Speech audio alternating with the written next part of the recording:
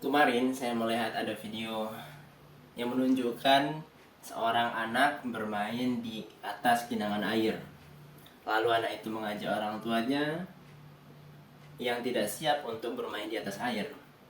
Tapi karena anak yang mengajak, apalah daya, orang tua itu ikut bermain.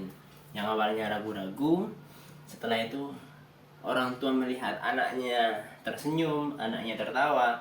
Akhirnya mereka berdua ikut bahagia. Assalamualaikum, selamat datang di video pendidikan kita.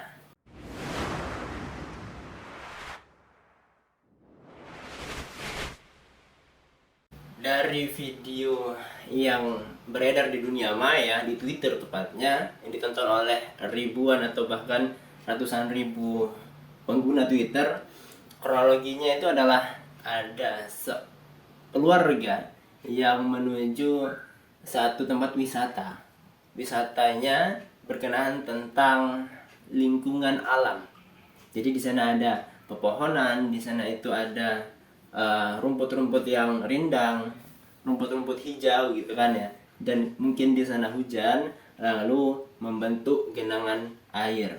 Yang namanya anak, kita paham ketika melihat genangan air, apa yang dilakukan? Ya sudah pasti bermain di atas air.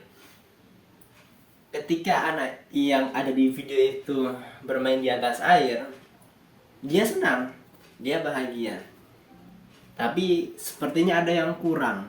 Lalu dia mengajak ayahnya, "Daddy, come here. Daddy, come here." Ayahnya ragu karena dia menggunakan sepatu sport dan celana jeans. Jadi belum siap untuk bermain di atas air. "Daddy, come your hand." Jadi di sana itu di luar negeri, anaknya itu pintar bahasa Inggris ya. Karena memang setiap hari berbahasa Inggris. Ketika itu disampaikan oleh anak, "Come your hand." Ini namanya orang tua sudah tidak memiliki kuasa untuk menolak itu. Kebanyakan orang tua ketika diajak anak sudah pasti akan ikut karena demi kebahagiaannya. Akhirnya ikutlah orang tua ini, tepatnya ayahnya ya. Ibunya itu yang merekam. Ayahnya ikut, yang awalnya ragu-ragu, mungkin khawatir sepatunya itu nanti akan basah, celananya akan basah. Tapi ketika anak, "Come your hand," gitu kan, "sini ya tanganmu," gitu kan ya. Ketika diberikan lalu ditarik oleh anaknya, akhirnya orang tuanya melihat senyum anak itu, melihat tawa, dan akhirnya mereka berdua bermain bersama. Mereka berdua bahagia menikmati waktu kebersamaan itu, walaupun hanya bermain di atas genangan air. Bukan hanya keduanya, yang ngerekam pun melihat mereka tertawa, mereka bahagia juga tertawa. Jadi membuat suasana itu bahagia salah satunya adalah bermain bersama anak. Dari video itu kita paham bahwa ketika seorang tua ya, orang tua yang membersamai anak dalam kegiatannya, yang mana sudah pasti anak itu kebanyakan bahagia terhadap keberadaan orang tuanya, maka kegiatan yang dilakukan itu akan membentuk siluet ingatan dalam pikiran. Itu akan terkenang dalam memori anaknya di masa sekarang ataupun di masa yang akan datang. Dan itu akan membentuk bagaimana karakter anak tersebut di masa yang akan datang. Itu akan memberikan suatu pandangan, suatu kegiatan yang bahagia yang bisa dia lakukan. Karena memang kegiatan yang dilakukan bersama, terutama orang tua, itu akan teringat sampai mungkin di masa tua, yang mana ketika dia punya anak, ya dia akan melakukannya kepada anaknya, dan dilakukan secara berkesinambungan terus menerus. Dan sebenarnya saya juga ingat ya, kegiatan yang pernah dilakukan saya bersama ibu saya bersama ayah saya, itu adalah kegiatan yang menurut saya adalah kegiatan yang memorable gitu. Sehingga kegiatannya itu salah satunya adalah karena ibu saya itu suka olahraga ya. Jadi ketika beliau itu pergi ke pasar, beliau itu jalan. Beliau itu pergi ke masjid, beliau jalan. Bahkan jaraknya antara 1, 2, atau 3 kilo pun beliau jalani dengan berjalan kaki.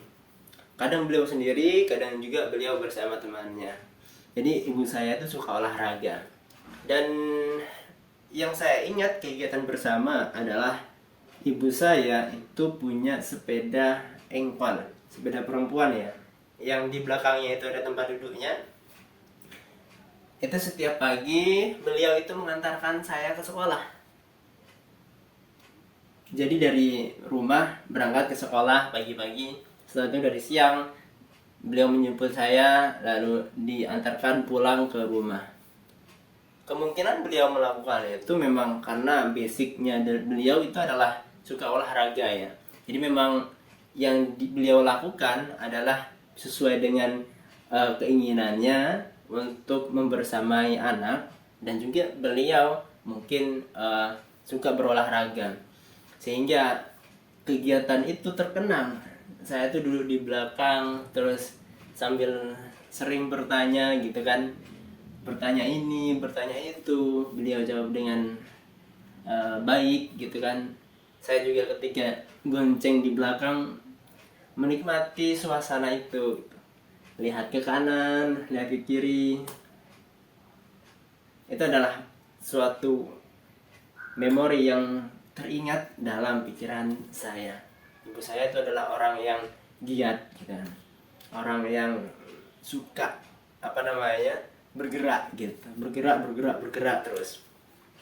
Dan kegiatan yang saya ingat dengan ayah saya pun sama. Saya tuh pernah diajak ke pantai oleh beliau. Namanya adalah Pantai 9. Yang mana itu adalah pantai wisata yang ada di daerah saya. Ketika pergi ke sana, saya ingat itu masih zaman sekolah dasar. Beliau itu sering bercerita kepada saya bahwa pantai ini adalah tempat beliau berkembang. Jadi pantai ini ketika pergi ke Pantai 9 itu disampaikan bahwa pantainya adalah pantai yang menjepret, pantai yang merekam bagaimana tumbuh beliau di masa kanak-kanak. Beliau juga menyampaikan bahwa dulu pantainya ini bersih, dulu pantainya ini masih terjaga alamnya, masih banyak burung-burung yang berterbangan, masih kalau misalnya senja itu ditambah burung yang pulang ke atas batang pohon, itu sangat membuat suasana magis gitu loh. Jadi memang pada saat itu memang benar-benar terjaga kondisi alamnya. Disampaikan juga berbeda dengan sekarang, yang mana sekarang sudah mulai dijadikan tempat wisata. Ya pasti ada plus ada minusnya, kata beliau. Dari kegiatan kemungkinan ya yang dilakukan oleh orang tua saya kepada saya, itu memang membentuk diri saya di zaman sekarang. Mungkin ya kegiatan-kegiatan yang memorable itu muncul kembali dalam kegiatan keseharian saya. Saya jadi suka olahraga, saya jadi lebih giat melakukan kegiatan.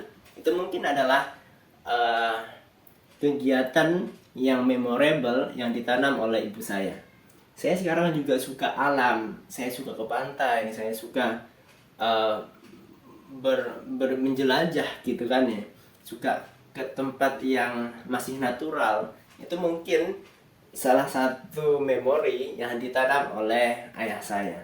Jadi memang apapun kegiatan yang dilakukan bersama anak dan orang tua, dan itu adalah kegiatan yang membuat tawa, membalutnya dengan bahagia, maka sesungguhnya kegiatan itu akan menjadi kegiatan yang terekam dalam benak semua manusia, semua anak yang ada, tidak hanya di Indonesia tapi juga mungkin di dunia. Dan itu adalah suatu hal yang seharusnya kita pahami bersama. Dan itu sebenarnya berdampak dalam pendidikan, kegiatan pembelajaran yang dilakukan siswa di sekolah. Selama saya mengajar, mendapatkan pengalaman berkomunikasi dengan orang tua, ya, setelah itu mengamati anak, ternyata memang orang tua yang memberikan kualitas terbaik kepada anaknya itu akan membentuk anak-anak yang memiliki keunggulan daripada yang lainnya. Pernah mengamati anak yang pintar kognitifnya, ternyata ketika melakukan pada saat itu private parenting, ya, antara guru dan orang tua, itu ketika diulik ternyata memang benar orang tua itu memberikan fasilitas, yang mana fasilitas itu untuk mengembangkan kognitif anaknya. Yang saya pahami itu ada 3. Yang pertama, orang tua itu membersamai kegiatan pembelajaran yang dilakukan di rumah. Mungkin malam-malam, ya, waktunya belajar, ya, orang tua itu membersamainya, sehingga terbentuklah chemistry antara orang tua dan siswa dalam hal untuk membentuk kognitif. Setelah itu ada juga orang tua yang memberikan fasilitas kepada anaknya. Anaknya ingin belajar matematika, ya, diberikan alat hitung yang membuat otaknya itu terangsang untuk bisa mempelajari matematika secara fun, secara berkelanjutan gitu. Jadi memang di sana ada orang tua yang memberikan fasilitas. Dan yang ketiga, orang tua yang memberikan wadah pembelajaran di tempat lembaga bimbingan belajar. Jadi orang tua mungkin belum ada waktu untuk menemani anaknya belajar, maka anaknya itu diarahkan untuk mengikuti bimbingan belajar. Dan ketiga-tiganya ini merupakan usaha yang dilakukan orang tua untuk meningkatkan kognitif dari peserta didik. Ketiga-tiganya itu adalah, yang pertama, orang tua menemani siswa, yang kedua, orang tua memberikan fasilitas berupa pembelajaran yang merangsang daya kognitif siswa. Setelah itu yang ketiga adalah orang tua memberikan wadah berupa siswa mengikuti kegiatan bimbingan belajar di tempat yang bagi orang tua adalah tempat yang profesional, tempat yang bisa dipercayai. Dan ada juga anak-anak yang dalam hal afektif mungkin kurang, kognitif mungkin kurang, ya, tapi afektif itu sangat menonjol.